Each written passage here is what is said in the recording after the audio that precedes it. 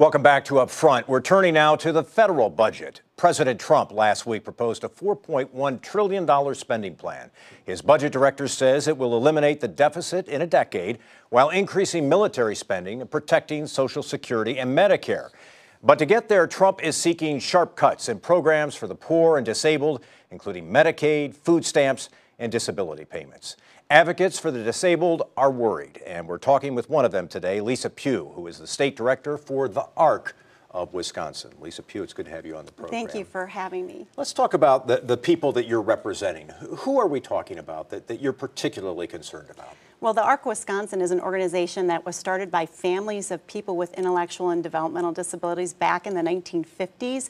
These were families who fought really hard to keep their children with disabilities out of institutions, out of segregation, and really built some of those programs and supports that people with very significant disabilities need. So I'm talking about people who meet an institutional level of care, some of the most fragile people in our society. And what concerns you in particular about the budget that has been proposed by the president? Well, I think what the biggest shock in that budget really is that $600 billion additional cut to Medicaid on top of what was already being discussed in Congress.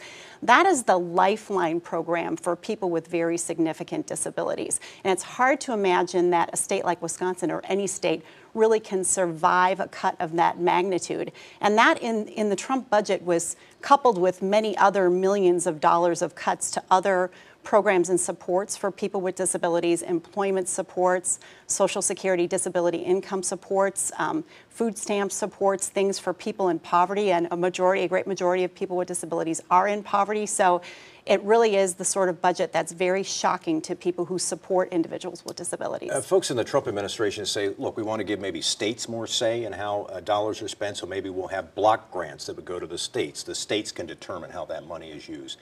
Is that reassuring in any way, or does that concern you too?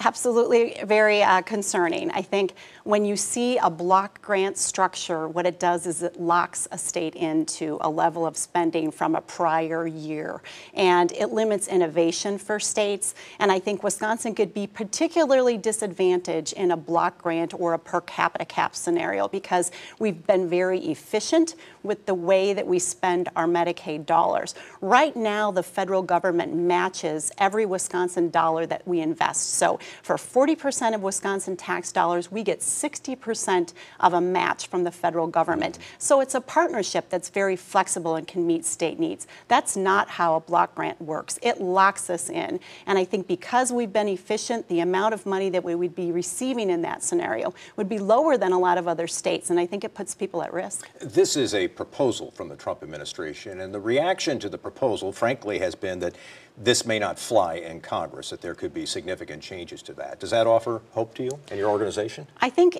what that document is, whether or not it moves forward or not, is it's agenda setting, it's priority setting.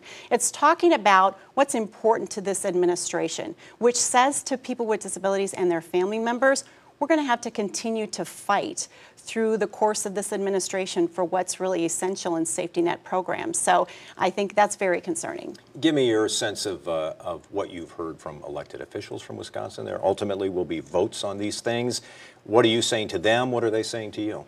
We are in an uphill battle to educate people about what Medicaid means. So Medicaid goes by many different names. There are 20 different types of programs or supports in Wisconsin that are funded by Medicaid. So programs like Family Care, Iris, Badger Care, autism therapies, Katie Beckett supports, personal care, different providers, 75,000 providers in all of those jobs. So that's the thing that I think is missing is people understanding that there are 1 million people and 2/3 of them are people with disabilities and older adults who rely on Medicaid supports. Are you ultimately optimistic that you'll be able to make your case and that perhaps some of the things that have been talked about will not happen?